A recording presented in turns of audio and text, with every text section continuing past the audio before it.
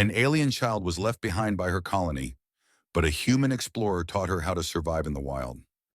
The sky above Zephyria.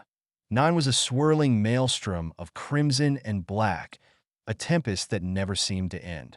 Lightning arced across the heavens, illuminating the jagged landscape below in brief, violent flashes. The planet was a graveyard of failed ambitions, its surface littered with the skeletal remains of crashed ships and abandoned outposts. It was a place where hope came to die. The Eclipse of Dawn, a sleek Valari colony ship, hovered precariously above the storm. Its hull, once gleaming with the promise of a new beginning, was now battered and scorched. The colonization attempt had been a disaster from the start. The atmosphere was laced with corrosive gases that ate away at machinery and flesh alike. The native fauna was relentless, their predatory instincts honed by millennia of evolution. And the storms, oh, the storms, were unlike anything the Valari had ever encountered.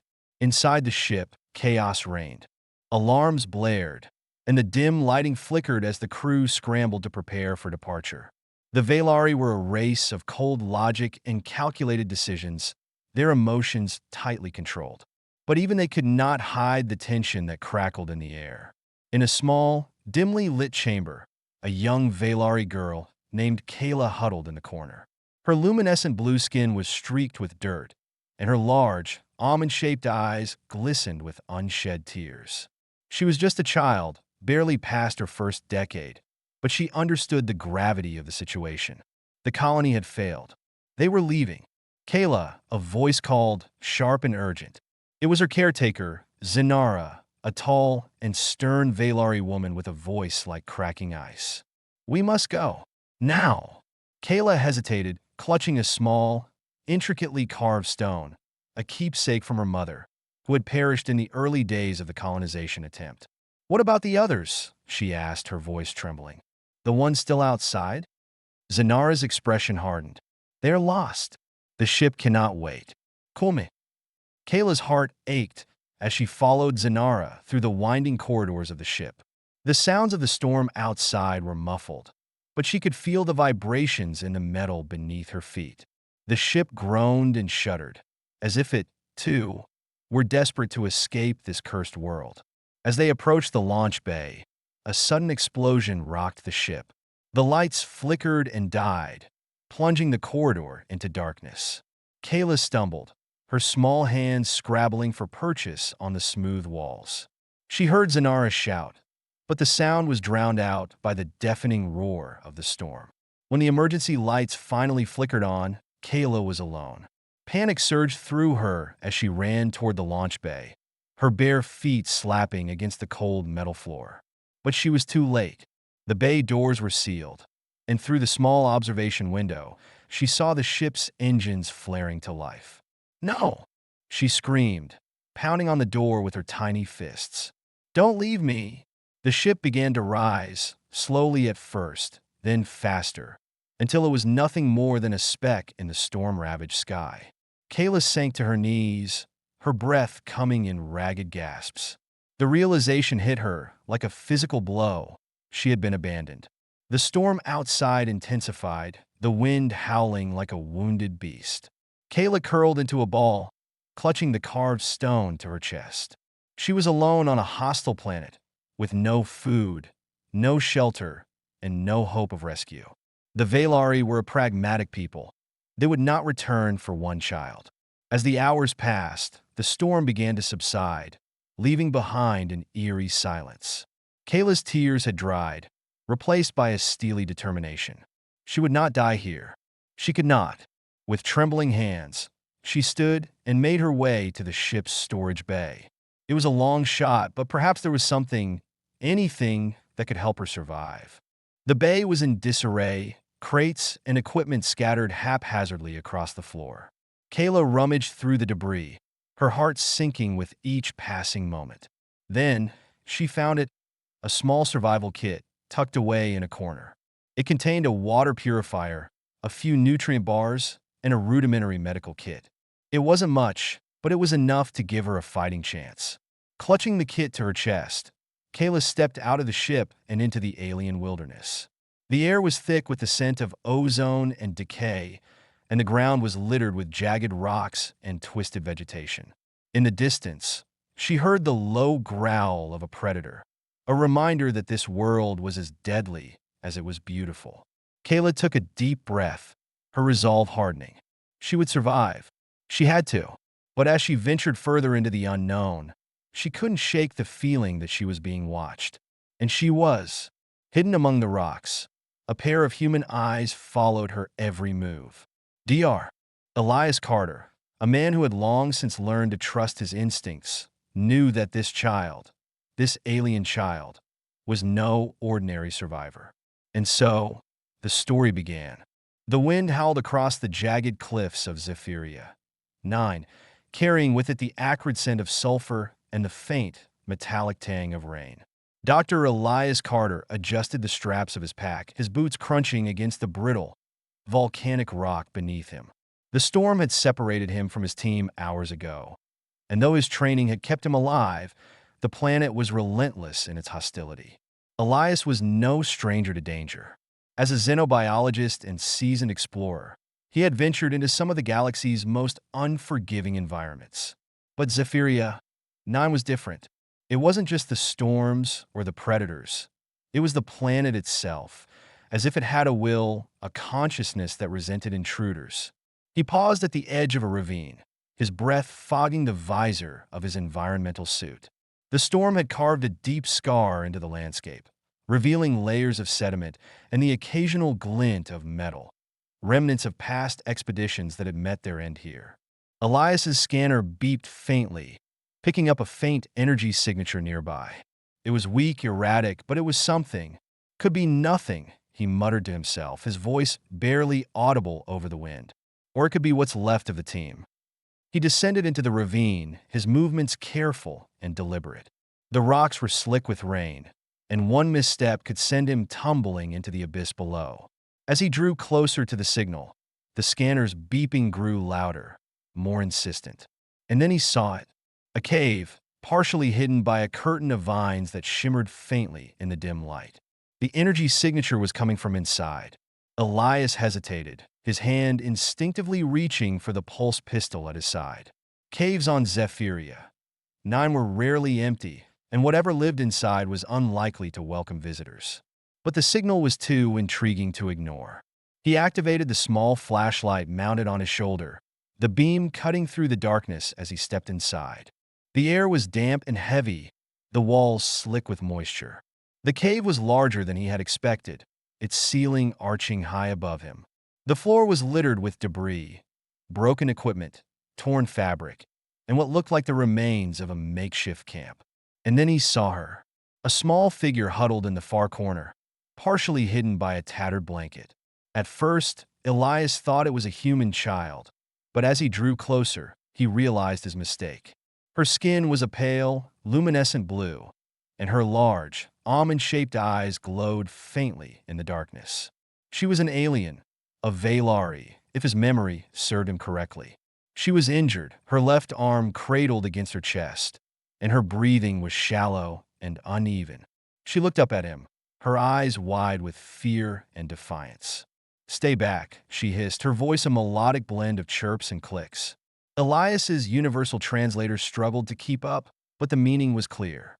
He raised his hand slowly, showing her he meant no harm. "It's okay," he said, his voice calm and steady. "I'm not going to hurt you." She flinched at the sound of his voice, her body tensing as if preparing to flee. But she didn't move. Whether it was exhaustion or injury that kept her rooted to the spot, Elias couldn't tell. "My name is Elias," he said, taking a cautious step forward. "I'm here to help." Her eyes narrowed, and she clutched something tightly in her hand, a small, intricately carved stone. "Help?" she repeated, the word unfamiliar on her tongue. "Why?" Elias hesitated. How could he explain compassion to a species known for its cold pragmatism? "Because you're hurt," he said simply. "And because no one should be left alone in a place like this." For a long moment, she said nothing, her gaze flickering between him and the cave's entrance. Then slowly she nodded. Elias approached her carefully, his movements slow and deliberate. He knelt beside her, setting his pack down and rummaging through it for the medical kit. Her injuries were worse than he had initially thought. A deep gash on her arm, likely from a predator's claw, and several bruises that suggested a fall or an attack. This might sting, he warned as he cleaned the wound with antiseptic. She winced but didn't cry out, her jaw clenched in determination. As he worked, he studied her. She was young, no older than 10 by human standards, but there was a resilience in her eyes that belied her age. She had survived this long on her own, and that was no small feat. "What's your name?" he asked, breaking the silence. "Kayla," she said softly, her voice barely above a whisper. "Kayla," Elias repeated, the name feeling strange, but not unpleasant on his tongue. "I'm going to get you out of here, okay? But I need you to trust me." She looked at him, her expression unreadable. Then, slowly, she nodded again. Elias finished bandaging her arm and handed her a nutrient bar from his pack. She eyed it warily before taking a small bite, her eyes widening at the taste. "Good," he asked, smiling faintly. She nodded, a faint smile tugging at the corners of her mouth. It was a small victory, but it was enough. As they sat there in the dim light of the cave, Elias couldn't shake the feeling that their meeting was more than mere chance. Kayla was alone, abandoned by her people, and he was a stranger in a strange land. Together, they were two lost souls in a universe that seemed determined to break them. But maybe, just maybe, they could find a way to survive together. The storm outside began to pick up again, the wind howling like a mournful cry. Elias glanced at the cave's entrance, his mind already racing with plans. They couldn't stay here forever. The predators would return, and the storms would only get worse. "We need to move," he said, standing and offering her his hand. "There's a research outpost not far from here. We'll be safer there." Kayla hesitated, her gaze lingering on the carved stone in her hand. Then, with a deep breath, she took his hand. And so, the unlikely pair set out into the storm, their fates now intertwined in ways neither of them could yet comprehend.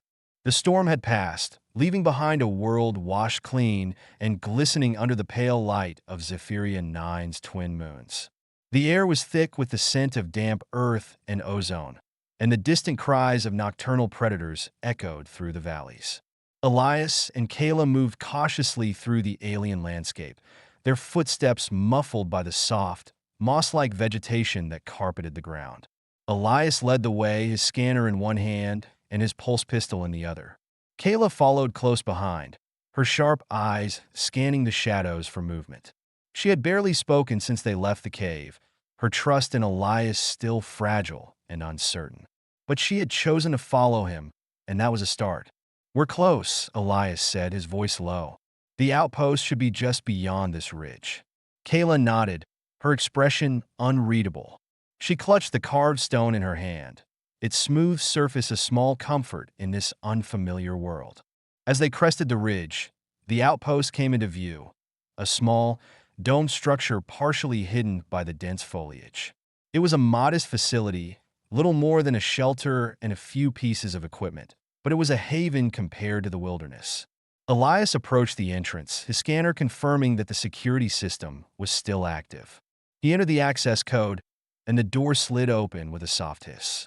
"Home sweet home," he said, stepping inside and motioning for Kayla to follow. The interior was sparse but functional, with a single room that served as both living quarters and lab. A small generator hummed in the corner, providing power to the lights and climate control. Elias set his pack down and began unpacking supplies, while Kayla stood awkwardly by the door, her eyes darting around the room. "Make yourself at home," Elias said, gesturing to a cot in the corner. "You look like you could use some rest." Kayla hesitated before sitting on the edge of the cot, her posture stiff and wary. She watched as Elias moved about the room, his movements efficient and purposeful. "Hungry?" he asked, holding up a packet of dehydrated rations. Kayla shook her head, though her stomach betrayed her with a faint growl. Elias smiled and tossed her the packet. "Eat," he said. "You'll need your strength." She opened the packet cautiously, sniffing the contents before taking a small bite. Her eyes widened in surprise at the taste. and she quickly devoured the rest. Elias chuckled. Not bad, huh? Human food might not be as fancy as whatever you're used to, but it gets the job done. Kayla looked at him, her expression softening slightly. Thank you, she said, her voice barely above a whisper. Elias nodded, his smile fading as he noticed the bandage on her arm. How's the wound? He asked, moving closer to inspect it. Kayla held out her arm, allowing him to remove the bandage. The gash was healing, but it was still raw and inflamed. It's infected, Elias muttered, rummaging through the medical kit for antibiotics. This should help, but we'll need to keep an eye on it. As he treated the wound, Kayla studied him, her curiosity outweighing her wariness. Why are you helping me? She asked suddenly. Elias paused, considering the question. Because it's the right thing to do, he said finally. And because I've been where you are, alone, scared, with no one to turn to. I wouldn't wish that on anyone. Kayla looked down, her fingers tracing the edges of the carved stone. My people, they would not have done the same, she said quietly. Maybe not, Elias admitted. But you're not with your people anymore. You're with me. For the first time since they had met, Kayla smiled. A small, tentative smile, but a smile nonetheless. Over the next few days, Elias began teaching Kayla the basics of survival on Zephyria. 9. He showed her how to identify edible plants, how to purify water using the outpost filtration system, and how to set traps for small game. Kayla proved to be a quick learner, her natural curiosity and intelligence shining through. In return, Kayla shared her knowledge of the planet's weather patterns and wildlife. She explained how the storms followed a predictable cycle and how certain predators could be avoided by staying downwind. Her insights were invaluable, and Elias found himself relying on her more and more. One evening, as they sat by the outpost's small heater, Elias asked her about her life before Zephyria. 9. What was it like living on your colony's ship, he asked. Kayla hesitated, her gaze distant. It was orderly, she said finally. Everyone had a role, a purpose. But there was no room for mistakes. If you failed, you were discarded. Elias frowned. That sounds harsh. It was necessary, Kayla said, though her voice lacked conviction. My people believe in the survival of the collective. The individual does not matter. And what do you believe? Elias asked gently. Kayla looked at him, her eyes searching his face. I do not know, she admitted. Elias nodded, understanding her uncertainty. Well, for what it's worth, I think you matter, and I'm glad you're here. Kayla's eyes glistened with unshed tears, and she quickly looked away. But Elias could see the gratitude in her expression, and he knew that their bond was growing stronger with each passing day. As the twin moons rose high in the sky, casting their silvery light over the landscape, Elias and Kayla sat in companionable silence. They were an unlikely pair, a human explorer and an alien child. But together, they had found a fragile sense of belonging in the harsh and unforgiving world of Zephyria. 9. And though the challenges ahead were daunting, they faced them with a newfound sense of hope. For in each other, they had found something rare and precious, a connection that transcended species and loyalty, a bond forged in the crucible of survival. The air was heavy with the promise of violence, a suffocating stillness that pressed down on the outpost like a weight. Elias stood at the window, his eyes fixed on the horizon where dark clouds churned and roiled, swallowing the pale light of Zephyria 9's twin moons. The storm was coming, a big one if the barometric readings were any indication. Kayla stood beside him, her luminous blue skin reflecting the faint glow of the outpost's lights. She had been quiet all morning, her usual curiosity replaced by a tense watchfulness. She could feel it too, the oppressive energy in the air, the primal instinct that screamed at her to seek shelter. We need to move, Elias said, breaking the silence. This outpost won't hold against a storm like that. Kayla nodded, her sharp eyes scanning the landscape. There are caves, she said, her voice steady despite the unease in her chest. Deeper in the valley. They are strong, safe. Elias glanced at her, impressed by her composure. You've been there before? Once, she admitted, when I was alone. They are hidden, but I remember the way. Elias didn't hesitate. He grabbed his pack, stuffing it with supplies, rations, water, medical kits, and anything else they might need. Kayla did the same, her movements quick and efficient. They had grown into a well-practiced team, their trust in each other unspoken, but undeniable. As they stepped outside, the first gust of wind hit them like a wall, carrying with it the sharp tang of ozone. The storm was closer now, the clouds towering and ominous, lit from within by flashes of lightning. Elias adjusted his goggles and motioned for Kayla to follow. "Stay close," he said, his voice barely audible over the rising wind. They moved quickly, their boots crunching against the brittle ground. The landscape was eerily quiet, as if the planet itself was holding its breath. Even the predators seemed to have retreated, their absence more unnerving than their presence. Kayla led the way, her memory guiding them through the labyrinth of jagged rocks and twisted vegetation. She moved with a grace that Elias envied, her small frame navigating the terrain with ease. He followed closely, his pulse pistol at the ready, though he doubted it would be much use against the storm. The first drops of rain began to fall as they reached the mouth of the cave. It was larger than Elias had expected, its entrance partially concealed by a curtain of vines that shimmered faintly in the dim light. Inside, the air was cool and damp, the walls slick with moisture. "This'll do," Elias said, setting his pack down and activating a portable light. The beam illuminated the cave's interior, revealing a space large enough to accommodate them both comfortably. Kayla stood at the entrance, her gaze fixed on the storm outside. The rain was falling harder now, the drops hissing as they hit the ground. The wind howled like a wounded animal, its voice rising and falling in a mournful cadence. "It's beautiful," she said softly, her voice tinged with awe. Elias joined her, his eyes following hers. The storm was a force of nature, raw and untamed, its power both terrifying and mesmerizing. Lightning arced across the sky, illuminating the landscape in brief, violent flashes. "It's dangerous," he said, though he couldn't deny the truth in her words. Kayla nodded, her expression thoughtful. "On my colony ship, we were taught to fear storms. They were seen as failures, a sign that the planet was not suitable for life." Elias frowned. "That's a harsh way to look at it." "It is the Valari way," she said simply. "We do not waste resources on lost causes." Elias studied her, his curiosity piqued. "And what do you think?" Kayla hesitated, her gaze still fixed on the storm. "I think storms are not failures.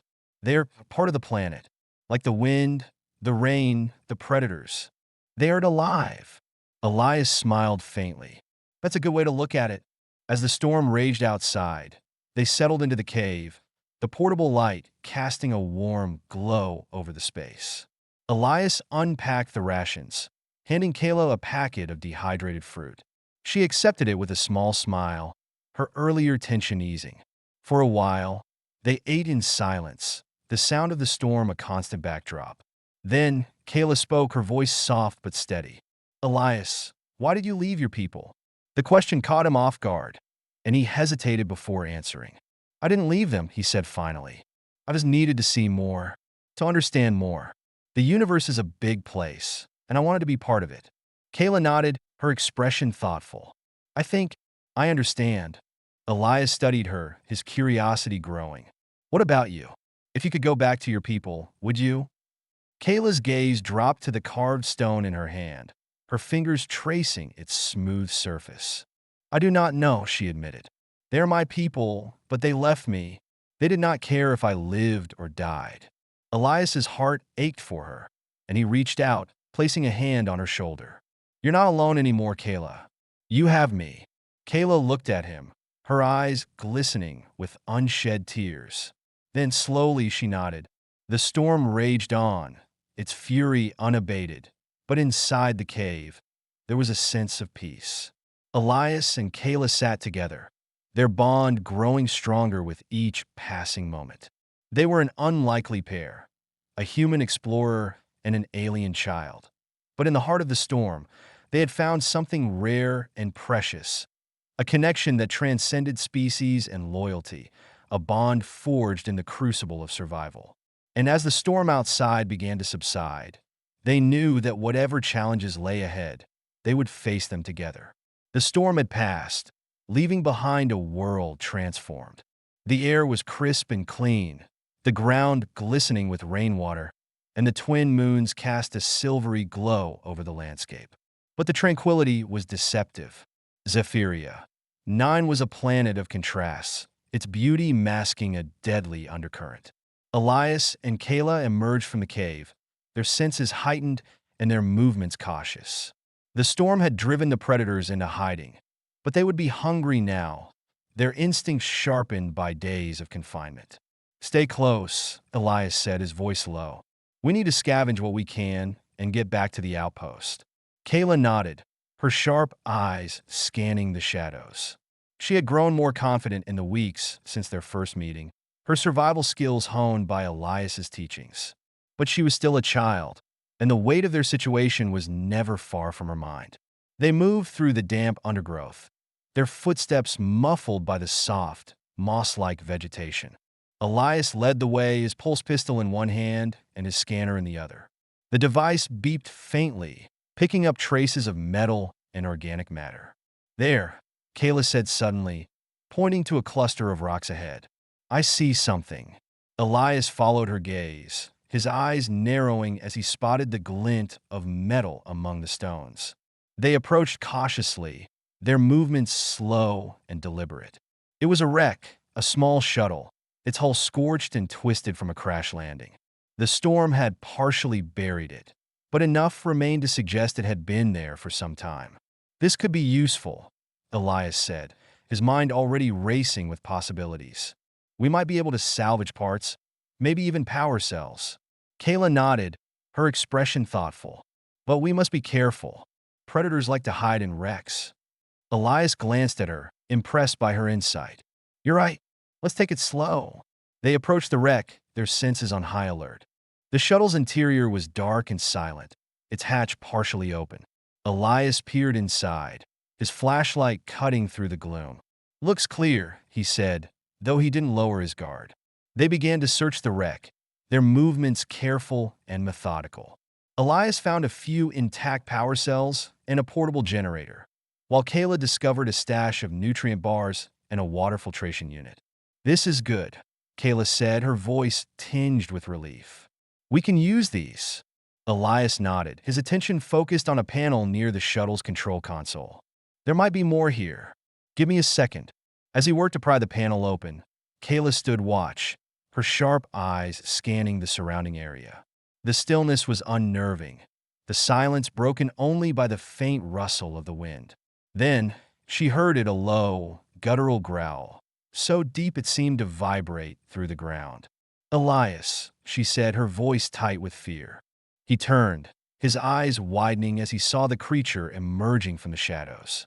It was massive, its wolf-like form covered in thick, matted fur. Its eyes glowed with a feral intelligence, and its razor-sharp claws gleamed in the moonlight. "Get behind me," Elias said, his voice calm but urgent. Kayla obeyed, her heart pounding in her chest. The predator circled them, its growl growing louder, more menacing. Elias raised his pulse pistol, his finger hovering over the trigger. "Stay close," he said. "We'll make a run for it." But the creature was faster. It lunged, its claws slashing through the air with terrifying speed. Elias fired, the pulse pistol's energy bolt striking the creature's shoulder. It howled in pain, but didn't stop, its momentum carrying it forward. Elias shoved Kayla out of the way, the creature's claws narrowly missing her. He fired again, this time hitting its flank. The creature staggered but didn't fall, its eyes burning with rage. "Run!" Elias shouted, grabbing Kayla's hand and pulling her toward the wreck. They scrambled inside, the creature close behind. Elias slammed the hatch shut, the metal groaning under the predator's weight. "It won't hold for long," he said, his breath coming in ragged gasps. Kayla's mind raced, her instincts taking over. She grabbed a piece of broken metal from the floor and jammed it into the hatch's mechanism, reinforcing the door. "We need to find another way out," she said, her voice steady despite the fear in her eyes. Elias nodded, his gaze sweeping the shuttle's interior. There, he said, pointing to a ventilation shaft near the ceiling. It's small, but we can fit. They climbed onto the control console, Elias boosting Kayla up first. She wriggled into the shaft, her small frame making it easier than it would have been for Elias. He followed, his larger body scraping against the metal walls. Behind them, the predator roared, its claws tearing at the hatch. The metal groaned and buckled, but it held for now. The ventilation shaft led to the shuttle's exterior, the opening partially concealed by the wreckage. They emerged into the cool night air, their hearts pounding with adrenaline. "We need to move," Elias said, his voice tight with urgency. But Kayla hesitated, her gaze fixed on the wreck. "Wait," she said. "The supplies." Elias shook his head. "It's not worth the risk. We'll find more." Kayla's jaw tightened, her determination overriding her fear. "No, we need them. I can do it." Before Elias could stop her, she darted back toward the wreck, her movements quick and silent. The predator was still inside, its growls echoing through the metal hull. Elias cursed under his breath, his pulse pistol at the ready. He couldn't leave her. Kayla reached the wreck, her sharp eyes scanning the area. She spotted the supplies they had gathered, still lying where they had left them. She grabbed them, her movements swift and efficient. The predator's growls grew louder, and Kayla knew she was out of time. She turned to run, but the creature burst through the hatch, its eyes locking onto her. Elias fired, the energy bolt striking the creature's side. It howled in pain, its attention shifting to him. "Kayla, go!" he shouted, his voice raw with desperation. Kayla didn't hesitate. She ran, her small frame darting through the undergrowth. Elias followed, his pulse pistol firing again and again, each shot slowing the creature, but not stopping it. They reached the cave, its entrance a narrow gap in the rocks. Kayla slipped inside, Elias close behind. The predator slammed into the rocks, its claws scrabbling at the entrance, but it was too large to follow. For a long moment, they stood in the darkness, their breaths coming in ragged gasps. The predator's growls faded as it retreated, its frustration echoing through the night. Elias sank to the ground, his hands trembling. "That was too close," he said, his voice barely above a whisper. Kayla sat beside him, her expression a mix of fear and determination. "But we made it," she said, "and we have the supplies." Elias looked at her, his heart swelling with pride. She was just a child, but she had shown more courage and resourcefulness than most adults he knew. "You're incredible, you know that," he said, his voice filled with admiration. Kayla smiled faintly, her eyes glistening with unshed tears. "I learned from you." Elias reached out, placing a hand on her shoulder. "We're a team, Kayla, and together, we can survive anything." As they sat there in the darkness, the weight of their ordeal pressing down on them, they knew that their bond had grown stronger. They had faced death and emerged victorious, their trust in each other unshakable. And though the challenges ahead were daunting, they faced them with a newfound sense of hope. For in each other, they had found something rare and precious, a connection that transcended species and loyalty, a bond forged in the crucible of survival. The days following their encounter with the predator were tense and quiet. Elias and Kayla stayed close to the cave, their movements cautious and their senses on high alert. The creature had retreated, but its presence lingered like a shadow, a reminder of the dangers that lurked in the wilderness. Elias spent much of his time repairing the salvaged equipment, his hands steady as he worked to restore the portable generator and water filtration unit.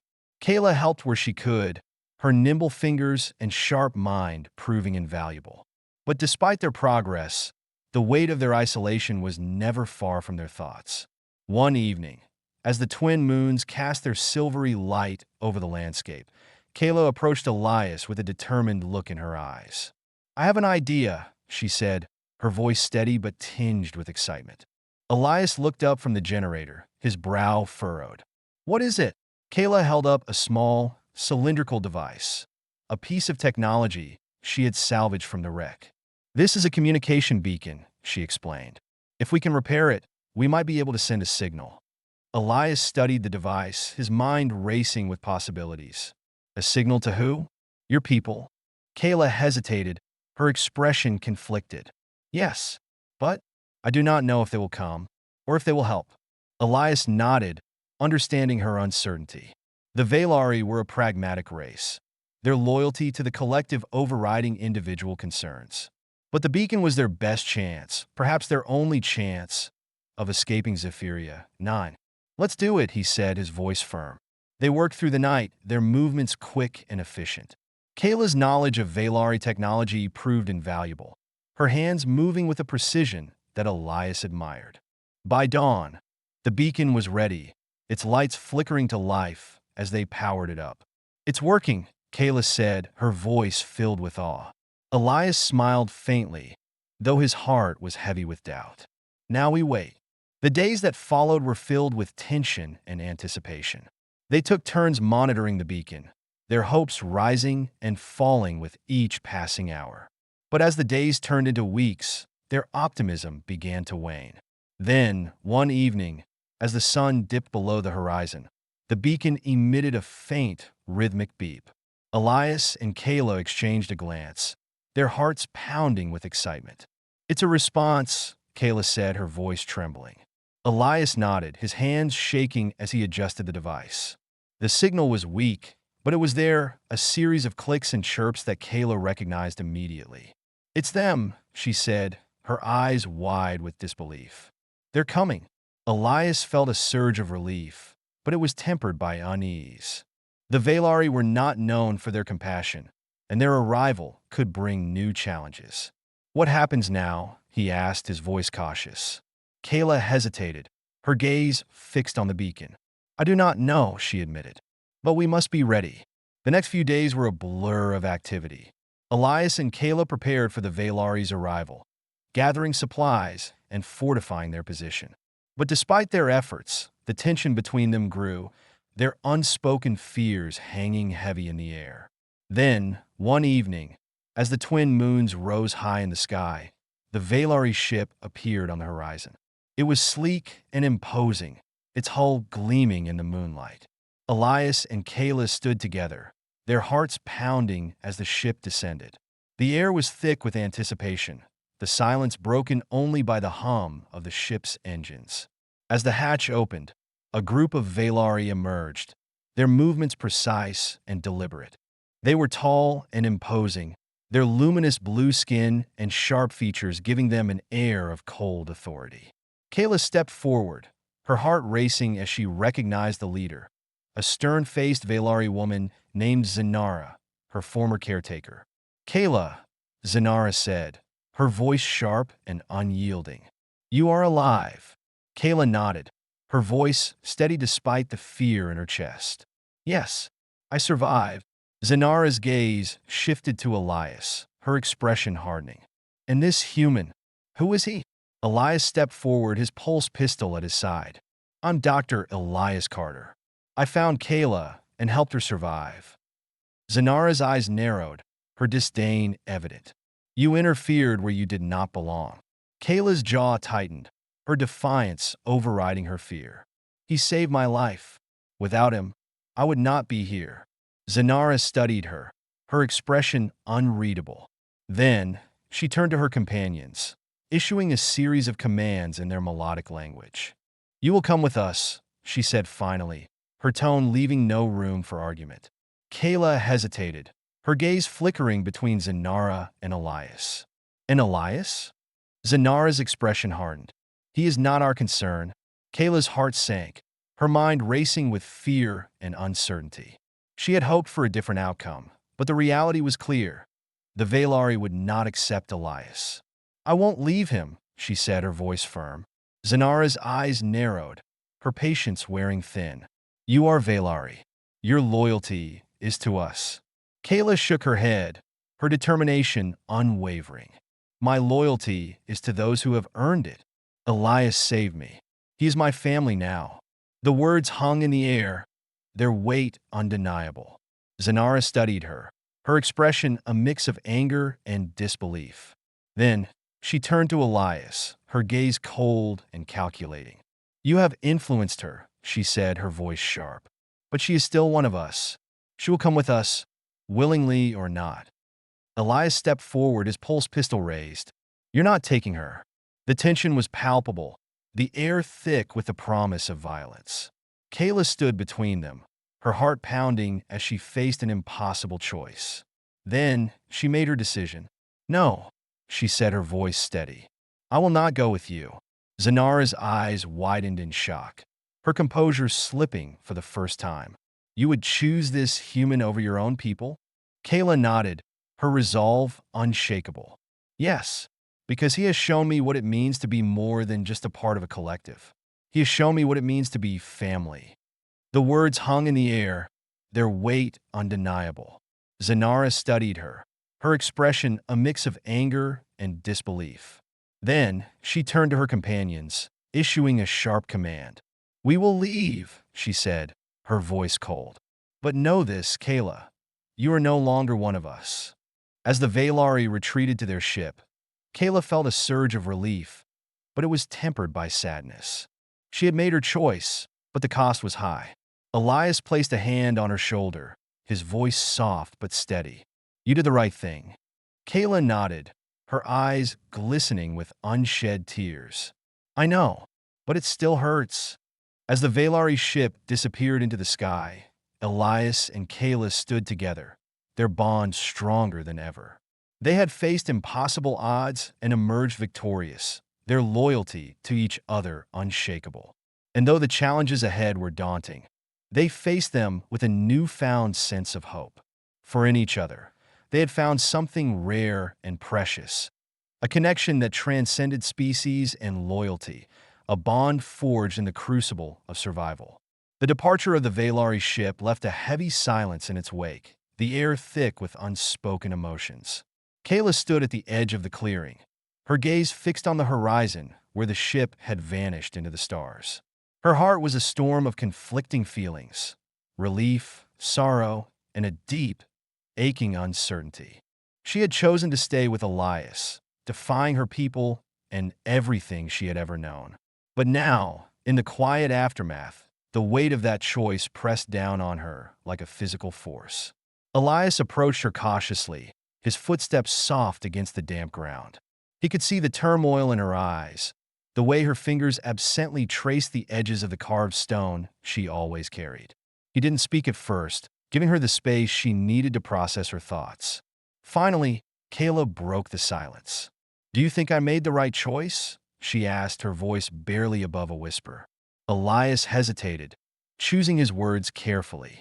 I think you made the choice that was true to who you are, he said. And that's all anyone can do.